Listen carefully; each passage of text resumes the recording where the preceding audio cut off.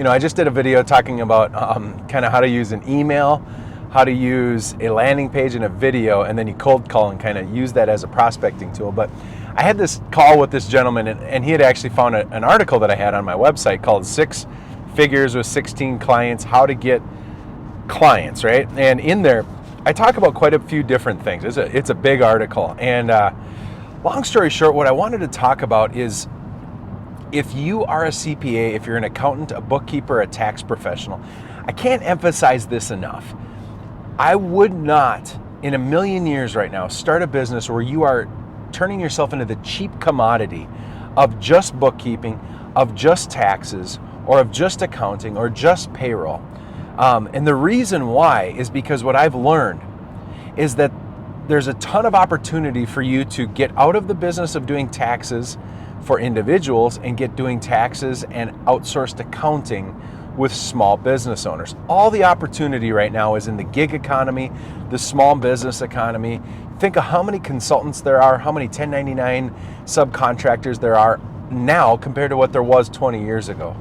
And if you want to build a successful business, what I think you should be doing is certainly make sure that you're doing taxes, right? You got to do some tax plans. You have to do all that. But what I would do is find a way to add the most amount of value possible. Now, if you check out my course, if you go to our website, we've got an accountant's course there and the link is in the description here. And this accountant's course, what I do is I talk to you about how to deliver so much value to a small business owner that they're going to be delighted to pay you retainers.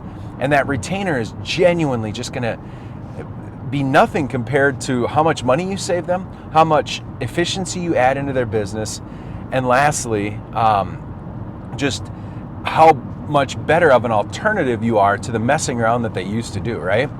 And I tell you what, so here are some of the things that I know are going to absolutely drive value for your customers, right? A lot of this is review if you've been watching a ton of my videos, but right off the bat, remember that if people take advantage of an S Corp and they work diligently to maximize their payroll versus their dividend or owner's distribution, and if they get nice and aggressive and make wise decisions on that, that can be a huge, monstrous difference in their taxes.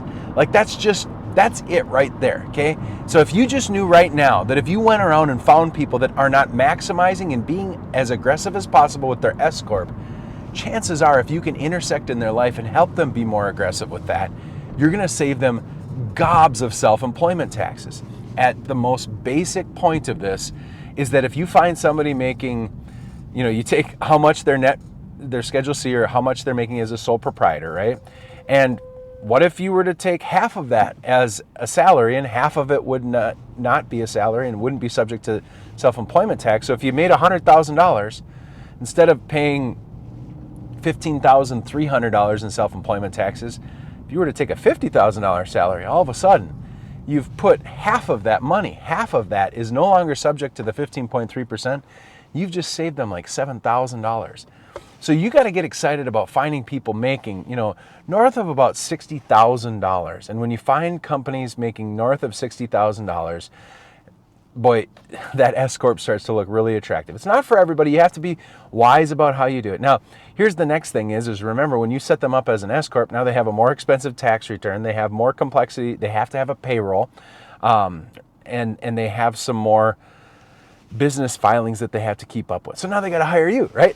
It's kind of a dirty thing sometimes when I think about it. Hey, let's let people save in taxes, but you got to pay an accountant. You don't have to, but you got to pay an accountant to get through it. So that's the number one way you add a ton of value, is just helping them find that. The number two thing that you need to really think about seriously is how you serving as an outsourced accountant or you handling things for them does one of two things. Either helps them save time. Like right now, my time is worth minimum $250 to $350 an hour. Minimum. When I look at my staff that are dependent on me, how much I charge clients, how much technology is reliant, my whole system is kind of, unfortunately, predicated on me. And I know that your general contractor or your construction guy or your consultant or whoever it is similar, that they are incredibly valuable to their business. And if they're making any money, their time is worth so stinking much. It's unbelievable. Besides that, so if you just think about if you were to come in and save me 4 to 5 hours a month, really, I am genuinely priced at least $400 an hour. So you've just saved me $1,600 by allowing me to go be productive somewhere. Now you got to be a little careful about that, because when you come and tell a business owner that, sometimes they're like, it's kind of rude. You know, you're kind of being pushy, so you got to play that out right. You have to have some good emotional intelligence and some good IQ around that. But the other thing is let's just say that you replace their staff person or a staff person's time, and let's say that staff person is earning $20 an hour, and 3 days or 4 times a month they're doing kind of a payroll, a bookkeeping, maybe a little bit of messing around with AR or AP or something like that, and you can come in and save them some of that time. Let's just say once a week they have somebody come in, Patty part-timer comes in and does their books, kind of closes out their payroll for them and just does payroll. And so it's 8 hours for 4 weeks, so that's 32 hours a month. And let's just say they're making $20 an hour. I mean, you're going to save them a ton of money, right? Just in that. If you can help them avoid that, you are now worth, $600 to $1,500 a month, depending on how much that person is working and how much they're getting paid. So that's the second thing. You need to really believe that to your bones, that that's going to make a difference in their life. Now, here's another way that you're going to make a giant difference in their life, okay? You want to help them be financially wise, okay? And so a lot of the value add that I learned when I had training, and for 1.5 years, I was a financial planner. I went through and kind of found out how retirement planning, investment planning, estate planning, and all of that worked. Here's what I've learned. If you can help people invest their money wisely, quit spending like an idiot, pay themselves first, invest that into, Schwab or Vanguard, S&P 500 or index funds, inexpensive index funds. If you can help them invest, now that doesn't mean you're being an investment advisor, but you're starting to intersect into their life and get them to pay their future self before they just pay their current self. And if you do that right, what you're going to see is that you will start to build a gigantic portfolio, as long as the stock market keeps making money, by the time they're 65, depending on how old they are, right? All you have to do is look at future value calculators to understand how much wealth you can help them build by getting them involved in investing, right? The other thing that you'll want to do is help them understand the value of not only investing, but using simple IRAs, SEP IRAs, 401ks, and benefit plans, right? The dirty little secret is that if you use a SEP, simple, or 401k, there's an employer side contribution to that, right? On all things, you have the employee contribution and the employer contribution. You should know this already, guys. But that employer contribution, or that profit share, is essentially a straight line write-off in the business. So, for example, when you worked at Best Buy, when I worked at Best Buy back in the day, right, they did a match where if I put up to 5% of my money or my income, they would match up to that amount, right? Well, the side that I put in is a deduction, right? So it's a qualified investment, so that means I don't pay state and federal income tax on it. Now, it almost like reduces my taxable income, but then when I pull it out, it will be taxable, right?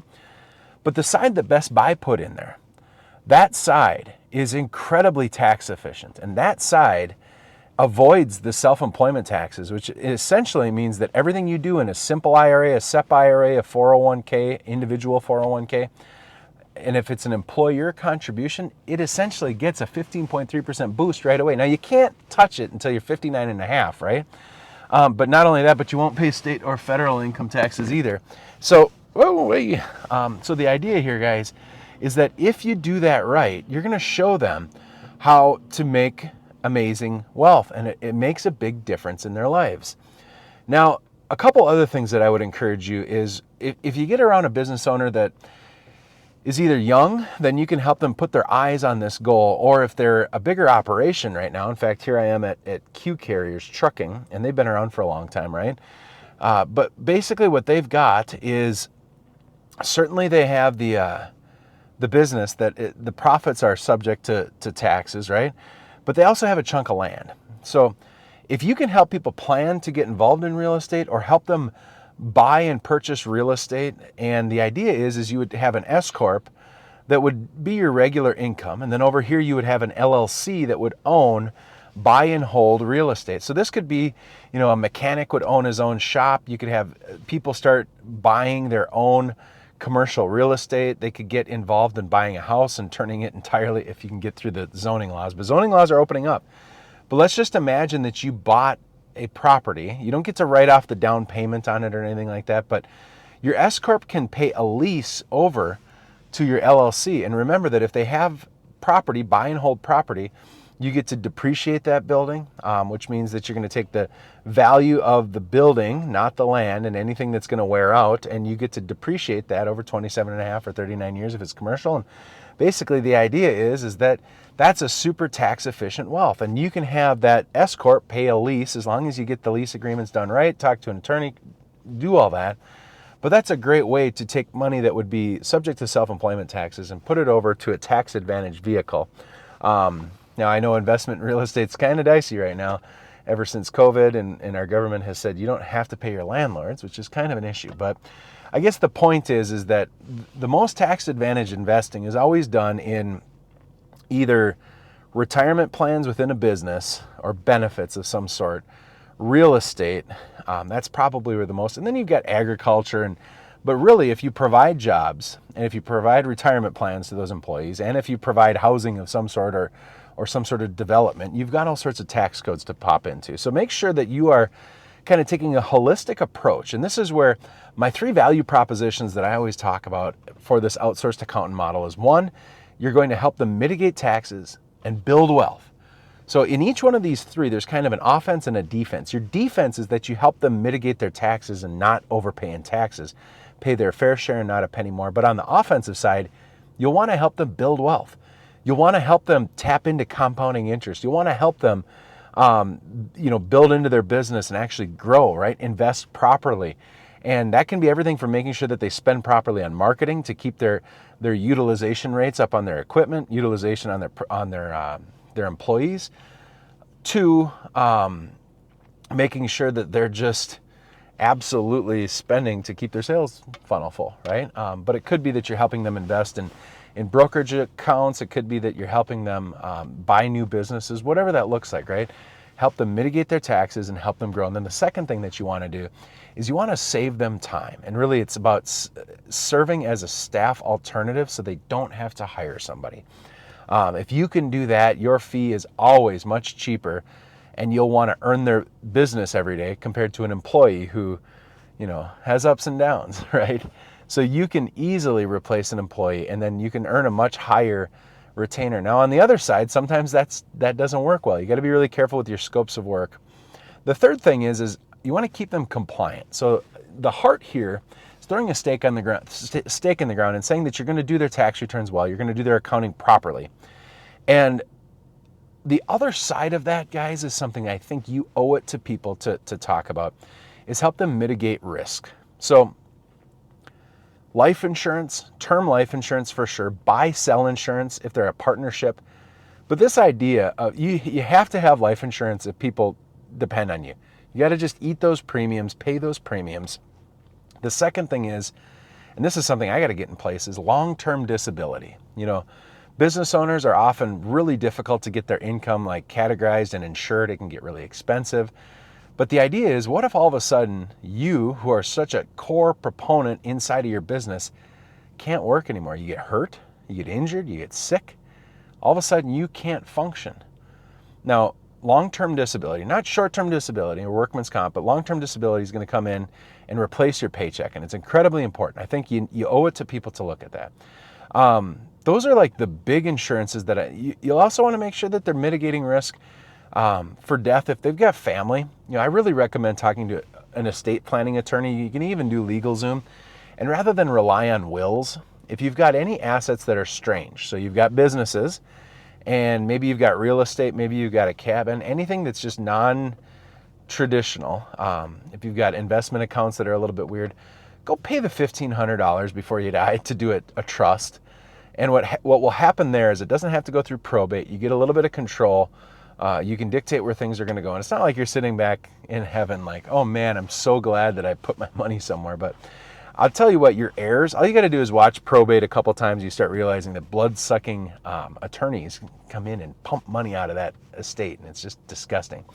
So mitigate their risks around life insurance, long-term disability. Make sure that they've got liability insurance. Don't have them get ripped off. I recommend a lot of the Dave Ramsey principles. Help them to implement a trust if it makes sense, and just do some of that due diligence around mitigating risks so that they're okay. If you do those things, you're going to add so much more value than just doing their taxes. But you know what it requires? It requires a meeting or two in quarter three. You should do a couple of touch bases. You don't want to talk to them every month, but a scheduled phone call to let them know where they're at, and creating a strategic tax plan is incredibly important. If you do that, guys, you're going to be able to find clients. You're going to build a reputation for yourself, but you're going to have a firm that's much more of an advisor rather than doing tax returns, and you're going to enjoy yourself. You're going to be busier, but you're going to make more money, and I think that God will use you in some huge ways. I think you'll enjoy your business a lot more, and I hope that's helpful. Hey, go to feedbackwrench.com, reach out, schedule a consultation if you'd like. We'd love to help you with your website, your paid advertising. If you'd like coaching, it's $150 an hour. If you just want some consulting, whatever that is, let us know. Take care, guys.